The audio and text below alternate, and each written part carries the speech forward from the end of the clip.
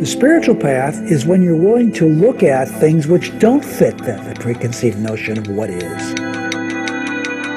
Welcome, beloved viewers, to Science and Spirituality on Supreme Master Television.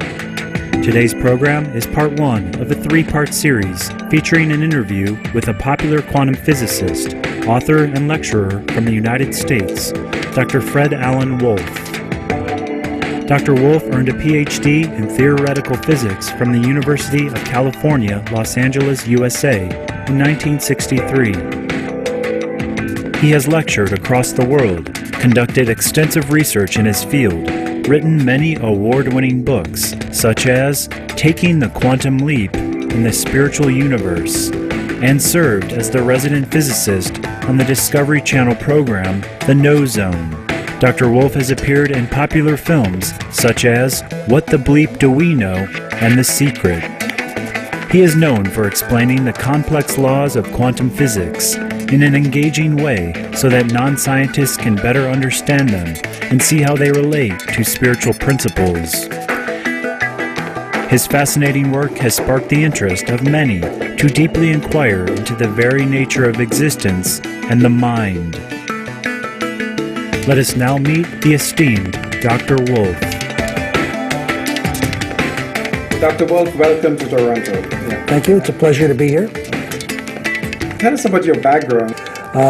I've worked in many different places. I've worked for the government. I've taught at many different universities, the University of Paris, the University of London, the Hahn-Meitner Institute of Nuclear Research in Berlin, the Hebrew University in Jerusalem, as well as San Diego State University in California, and many other institutions as well. Okay. So what motivated you to study the connection between spirituality and quantum physics? Mainly because my interest is in the nature of magic. Now, that may seem strange, but as a child, I developed a severe speech impediment, and I stammered very, very badly. And one of the two techniques I learned to improve my speaking ability, one was to practice deep breathing and meditation. This was before I knew what meditation was. I was only 9 or 10 years old. But my speech therapist, that was one of the tools that she used to get me to concentrate on my breath and change my rhythm, so to speak, which of course is a meditation technique. And I also practiced doing what I would call magic in front of a mirror.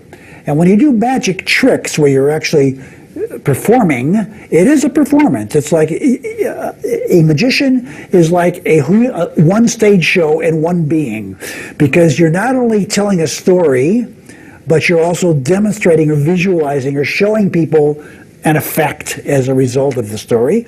And this means you have to talk. And so these two things in concert got me out of stammering and also got me interested in this process of what I call magic. So when I began to study more deeply, or in a deeper way, the nature of the world I was living in, I became intrigued with light, just the light that we see. And I said, what the heck is this? How does it work? What is light? And that led me into what is anything? And that got me into studying physics. And that's what led me into theoretical physics, because I'm always interested in how do we understand what's happening. And that naturally led into quantum physics, which is the major physics of today. And that's what got me started. The Buddhist sacred text, the Flower Ornament Sutra, says, "Our perception of the three realms arise from the mind, as well as the mind is like a master painter, experienced at painting all sorts of things." In terms of our perception of the outer world, Dr. Wolf sees similarities between the principles of quantum physics and spirituality, particularly regarding the role of the mind in shaping what we see. As a physicist, what is your view of the soul?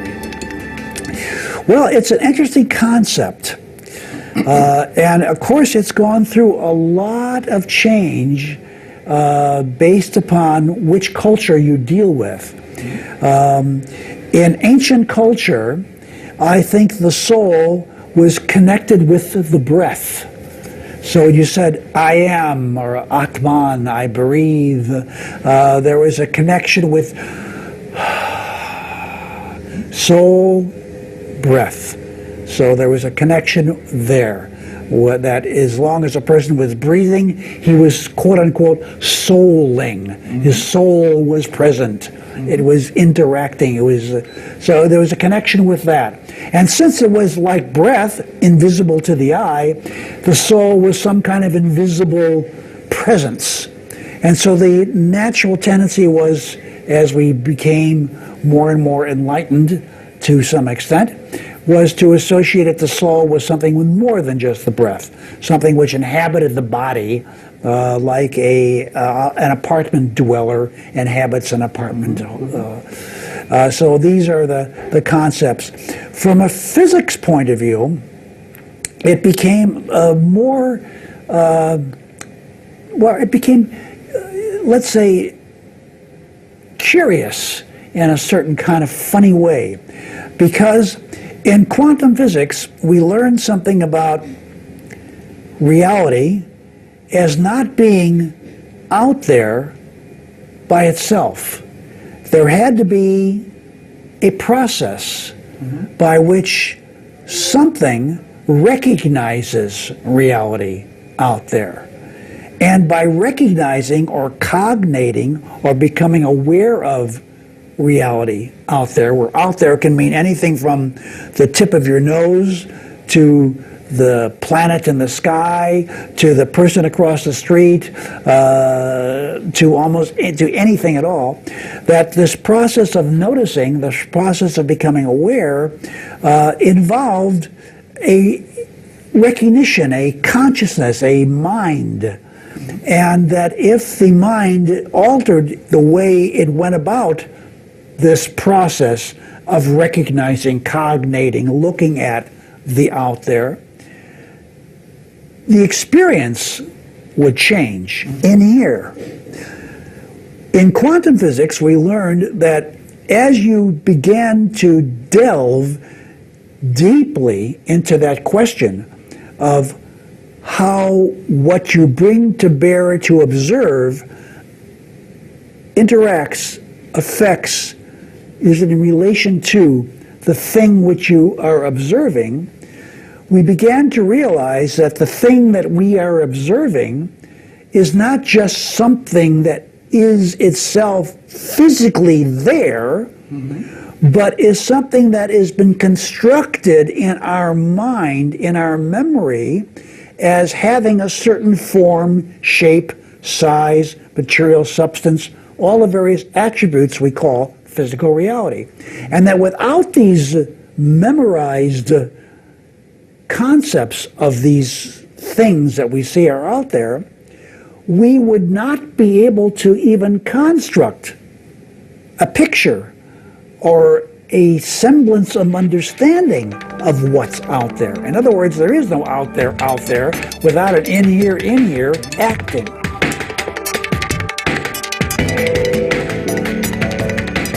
Quantum physics is highly complicated and deals with things which are not perceivable in our physical surroundings. Rather, we must rely on models created by the mind to grasp them. Much about spirituality is also about the non-physical and invisible, and Dr. Wolf sees this fact as an area of commonality between the two fields.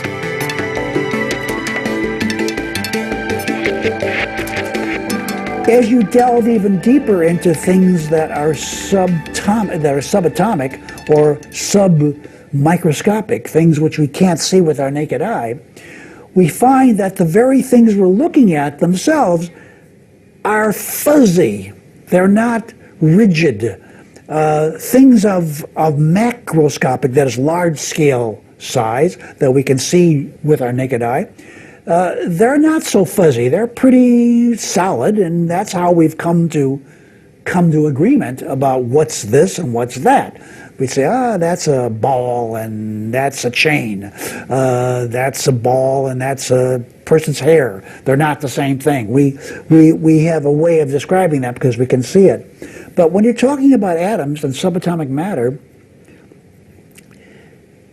we can draw only pictures in our mind because we can't really see these things. And in fact, what we bring to bear to look at these things alters them. So the current thinking right now is there really is no actual thing out there if we're talking about subatomic matter, atoms, subatomic matters, things which make up the nucleus of the atom, the so-called quarks, and the things we call bosons, which are little particles which mediate the relationship between the quarks, which then hold the nucleus together, called gluons. When we begin to look at these various pictures we have, which are theoretical in our mind, never seen any of these things. We do them to give us some structure so that when we do experiments and look at the results of the experiments, the model will help us explain why the results look the way they look. So that's what we do in quantum physics, is that we make up a model in our mind that we never really ever see, that we then say is what's happening at that level. We have to see them only as the experience we have of being conscious. And so this is where the two, I think, come into alignment with each other. The quantum physical view that it's only when you bring your mind into the picture that you begin to make pictures of what's going on at the subatomic level is very similar to what you do when you bring your mind into your spiritual presence. You make a picture of what that spiritual presence is. And so there's a similar process, I think, going on. So if I understand you, what you're saying that there is a link between quantum physics and spirituality. Well, I don't know if I would call it a link in the sense of there's a chain holding those two together. I would say there's a similar process of investigation which has to go on. And the thing which is very important to realize in both of these fields is that what you bring to bear affects what you perceive as reality of whatever it is you're looking at. What I bring to bear to look at an atom, if I bring to bear a certain way of looking, it seems wavy, almost unsubstantial. If I bring to bear a particle way of looking at things, where I want to find out where things are or when they are, things look like little balls, little marbles, little pieces of things. So how I look changes what I perceive. So I can't say what an atom really is per se. I can only say what it's like when I perceive it a certain way. Same thing in spirituality. Thank you, Dr. Fred Alan Wolf, for providing your deep insights into quantum physics and how this science is related to spirituality. Your enthusiasm and love of knowledge have certainly inspired many people to take a closer look into the nature of reality. For more details on Dr. Fred A. Wolf, please visit www.fredalanwolf.com. Books, CDs, and DVDs by Dr. Wolf are available at the same website. Enlightened viewers, please join us next Monday on Science and Spirituality for part 2 of our program featuring more from our interview with Dr. Wolf. Thank you for your company on today's program.